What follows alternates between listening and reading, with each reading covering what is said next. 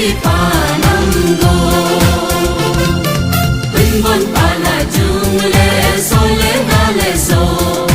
jisun PAQLAJU le senyi anyi so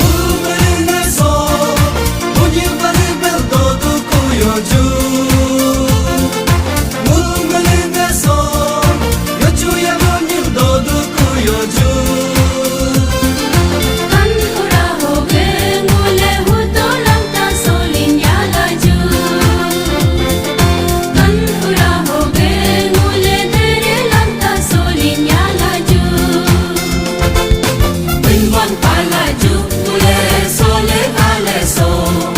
jisun PAQLAJU le senyi anyi so PWNBON PAQLAJU le so le ha le so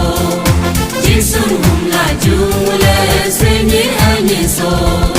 so anyi si hinango so le kale si panango so anyi si hinango so le kale si panango so le kale si hinango so le kale si panango